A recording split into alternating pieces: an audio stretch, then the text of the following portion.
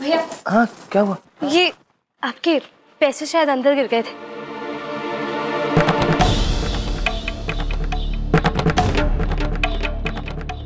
अबो इधर के संभाल ले अपनी मीननी को। घर का पैसा मायके वालों पे लुटा रही है। मुझे तो लगता है एक दिन घर भी लुटा देगी।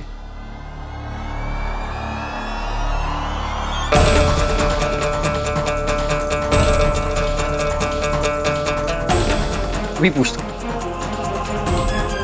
अभी छोरा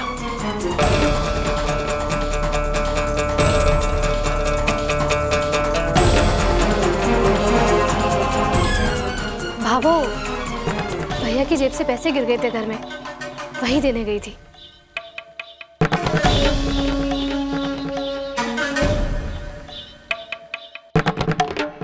ठीक है बीनी। और हाँ, दिवाली का मांडना शुरू कर दे। घर के हर सुप कोने में मांड लिए और आखिरी में थारे कमरे में भी बना लेना। जी भाभो। छोरा सुन, कभी कभी जो आंखों से दिखे है ना, उसका वो मतलब ना निकले है जो समझ में आवे। कुछ कहने से पहले जरा सोच विचार कर लिया कर। जा।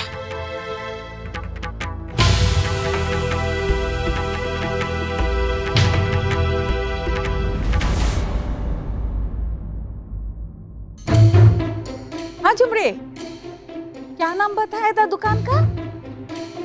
हाँ, राठी साड़ी सेंटर। अरे हाँ, दुकान मिल गई। हाँ ठीक है ठीक है। लड्डू, दिवाली की बंद एज की साड़ी यहीं रख दिया, देख लीजिए। हाँ ये बहन जी, ये देखिए, है बढ़िया है। अरे मीनाक्षी, तुम यहाँ कैसे? साड़ी खरीदने आई हो क्या? नहीं जी, ये साड़ियाँ खरीदती नहीं है, बेचती हैं। यही तो दुकान की मालकिन है। ये दुकान तुम्हारी है? ये तो और भी खुशी की बात है। चलो कुछ अच्छी सी साड़ी दिखाओ मुझे। भाई ये तो मोटी पार्टी है, मोटा ही बिल बनाएगी। अरे बहन जी आइए ना, अपनी दुकान है, आइए बैठिए बैठिए। आइए। ये बहन जी बैठी ना, बैठिए। अपनी दुकान है। मैं साड़ियाँ लेकर आती हूँ। हाँ हाँ। मीना कौन है? ये वो मेरे अजमेर वाले मामा जी है ना, उनकी जो बेटी है उसके पड़ोस में वो जो जेठ है, उनकी नंद की बहन की सास है। मैं दिखा के आती हूँ।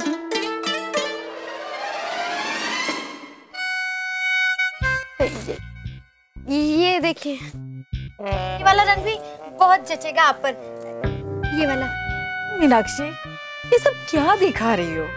अरे कुछ अच्छी सी भारी सी जरी वाली, हाँ? वो दिखाओ। दिखाती हूँ। भारी भारी साड़ियाँ मतलब मोटा मोटा बिल।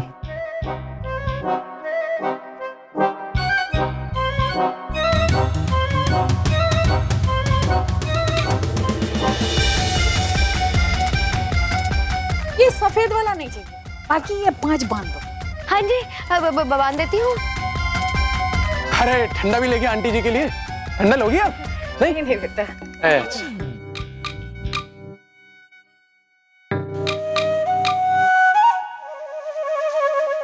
अरे भाई मीना, एक बात तो देखी मैंने, थारी ना जान पहचान बहुत बढ़िया है। अरे भाई मीना, पता नहीं था थारी माँ के ऐसे रिश्तेदार भी हैं, रईस रईस हैं।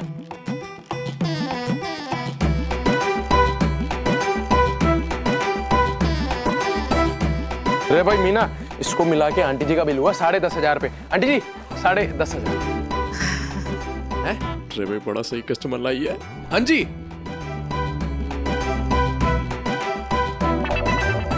इस पैद रानी को भी आज यहाँ आना था, पर इन्हें जरा भी शक हो गया। तू तो गई मीना, जल्दी जल्दी भगा इसको।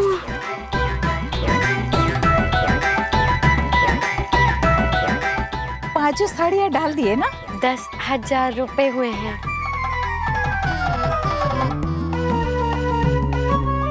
तुम नाराज हो रही हो ना पैसे निकाल रहे बोल के? हाँ? अरे हम दोनों में संबंध जैसा भी हो, लेकिन मैं ऐसे नहीं ले सकती हूँ ना, कुछ तो लेना पड़ेगा। कुछ नहीं लेना चाहती, कोई बात नहीं है। कि बदले में मैं तुम्हारा इलाज। नहीं, कैसी बातें कर दी आपने। आप तो मेरे घर परिवार जैसी ही हैं। कौन सा घर, कौन सा परिवार? ये लीजिए, चलिए। हाँ, ये लीजिए। अच्छा, ठीक है।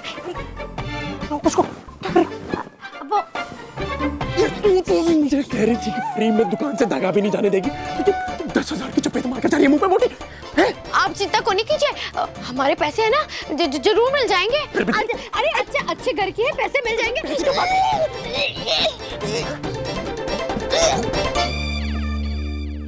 भाई आई एम श्योर हो गया हूँ, कुछ ना कुछ तो गड़बड़ है।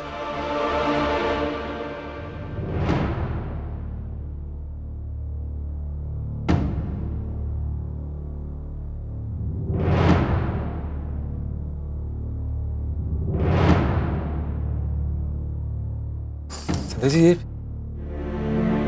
ये सामान यहाँ पे क्यों रख रही है? मैंने यहाँ पे आपके लिए पढ़ाई की व्यवस्था की और आप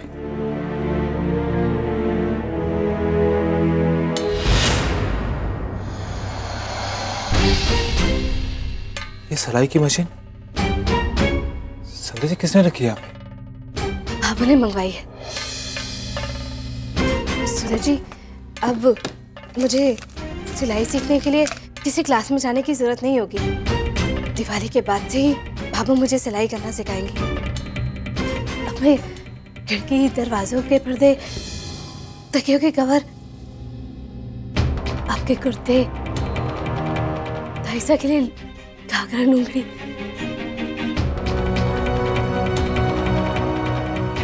मैं सीख जाऊंगी सूरज जी। सूरज जी आपने मेरी पढ़ाई शुरू करवाने के लिए हर संभव कोशिश की, मगर किस्मत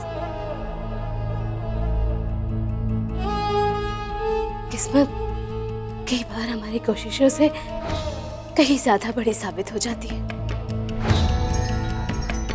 सूरज जी मैं आपका दिल दुखाना नहीं चाहती, मगर एक व्यक्ति है आपसे, अब आज के बाद मेरी पढ़ाई के बारे में कोई बात मत उठाइएगा। मुझे और आपको सिवाय तकलीफों के कुछ नहीं मिलेगा।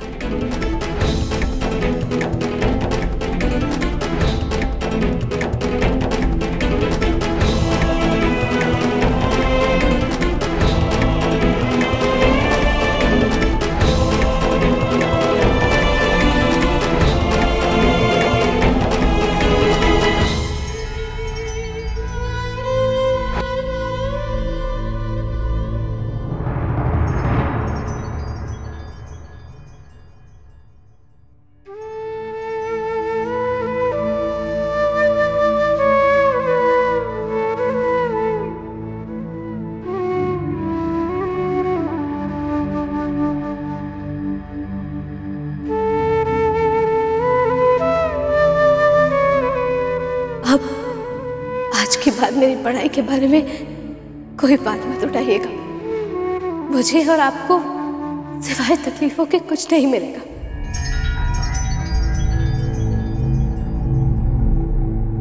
सूरज भैया इसे कहाँ रखूं? आप लेके जाएंगे कि यहीं रख दूं?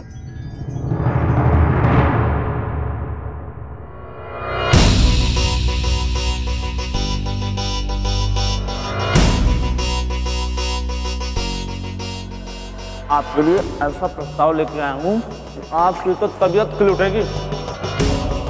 ये प्रस्ताव मानते ही आप सोने की कढ़ाई में बैठे नजर आओगे। इसके बाद सर 5 उंगलियां क्या, आपके हाथ पैर भी घी में डूबे समझो।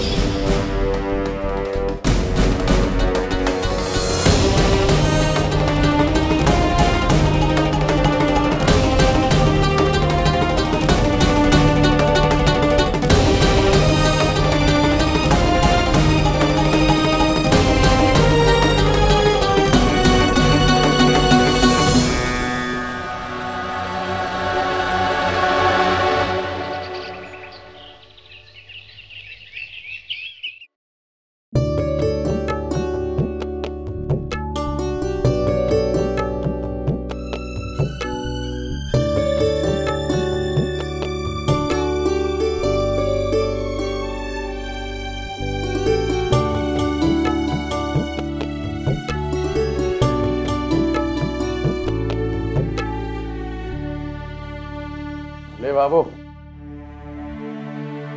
लक्ष्मी पूजा के लिए गन्ने ले आया हूँ।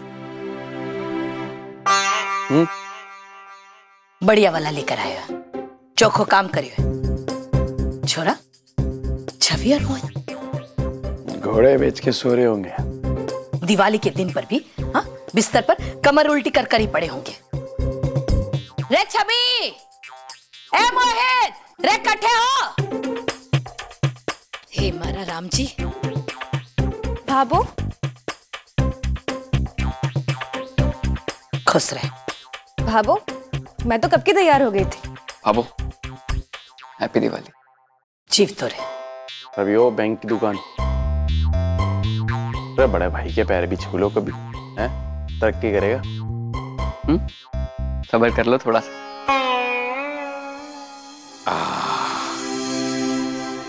अरे जीते रहो। आज तो बहुत बड़ा त्योहार है ना। अरे हाँ, त्योहार से याद आ गया, संतोष आज तो केक खास बना रही है खाने के लिए। लिए के मैं हमारे लिए थोड़ी पूछ रहा हूँ।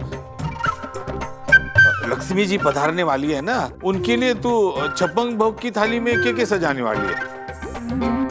वो दाल का हलवा, मालपुए, वो खीर, मीठे चावल, बेसन के लड्डू और वो हमारी पसंद का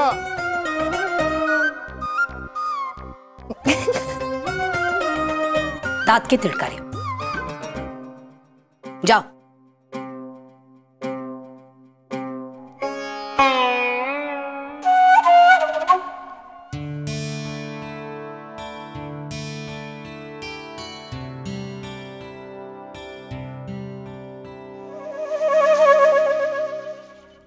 बेननी, सुबह से सूरज ना दिखाई दे रहे हो, कटे गए है? अबो,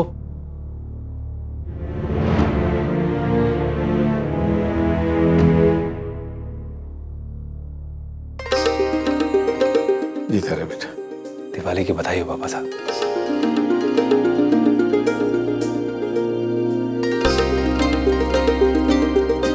खुश रहे।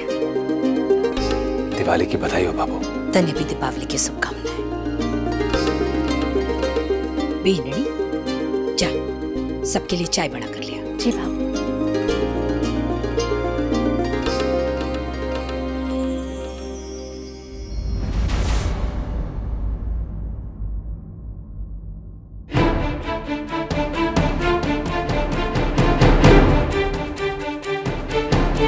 बाबू, बाबा साहब, आप सबसे मुझे एक जरूरी बात करनी है।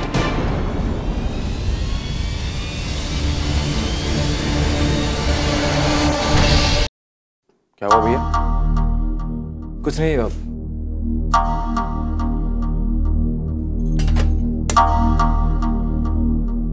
बात यह है कि मैं पूरी रात इसके बारे में सोचता रहा। फिर तय किया कि कोई भी फैसला हो उसमें आप सबकी राय भी ले लूं।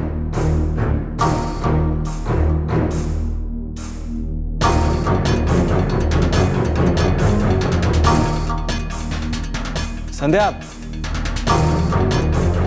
आप भी जरा मेरी बात सुन लीजिए।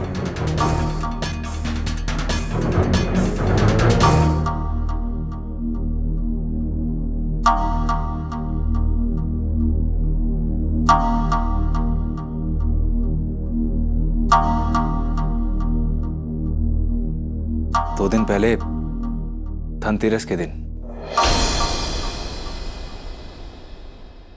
हाँ बाबू, धनतेरस के दिन मेरी दुकान पे सिंह साहब नाम के एक आदमी आए थे, जो जयपुर में एक बहुत बड़े आदमी के यहाँ काम करते हैं, जिनका मिठाइयाँ बना के विदेश भेजने का कारोबार है।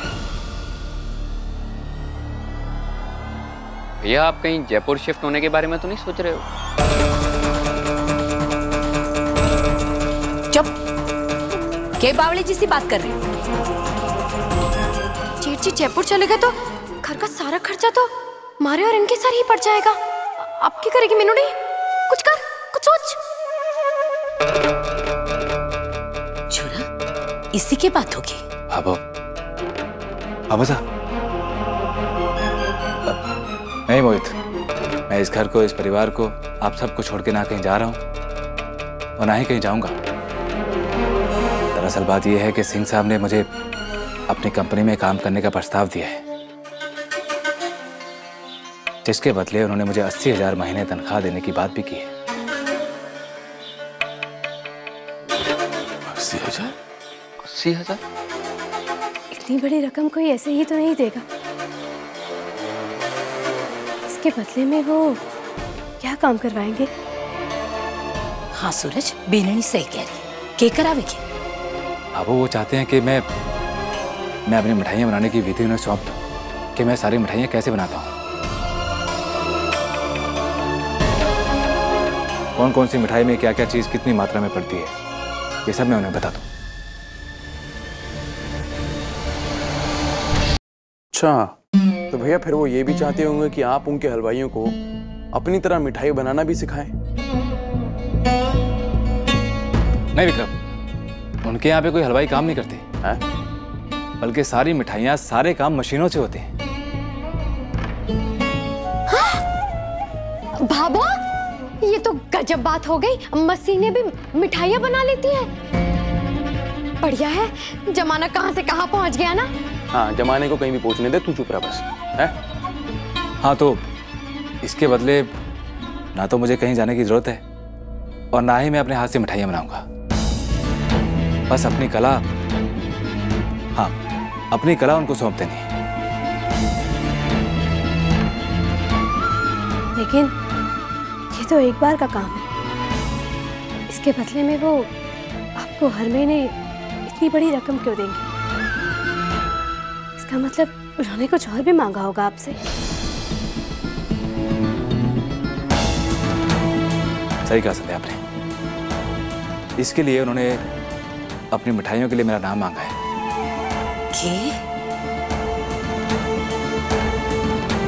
जो वो आने वाले 5 साल तक इस्तेमाल करेंगे। उनका कहना है कि शर्त के मुताबिक 80,000 की तनख्वाह के लिए मुझे अपनी दुकान बंद रखनी होगी और ना मैं मिठाई अपने लिए बना सकता हूँ और ना ही किसी और के लिए।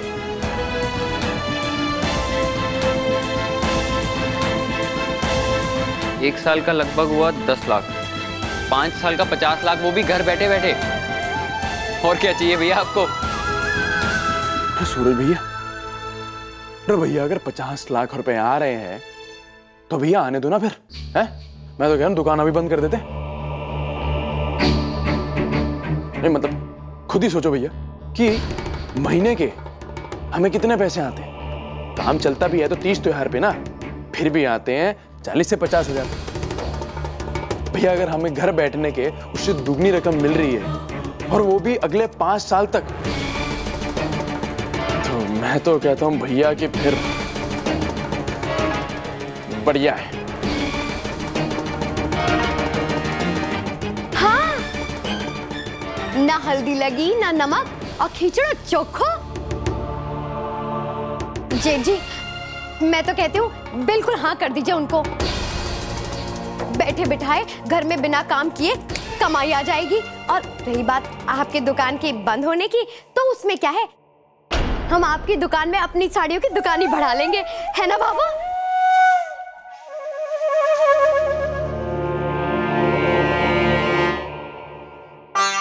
तो बाबू, इससे अच्छा प्रस्ताव हमें कहीं नहीं मिल सकता। सभी तरफ से एकदम खरा सौदा है।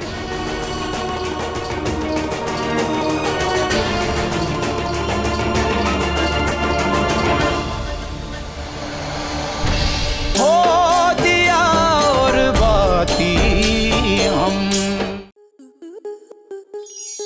आपके मनोरंजन पर अब नहीं लगेगा कोई ब्रेक। स्टार प्लस के बेहतरीन शोज देखने के लिए लाइक, शेयर और सब्सक्राइब करें स्टार प्लस यूट्यूब पेज को।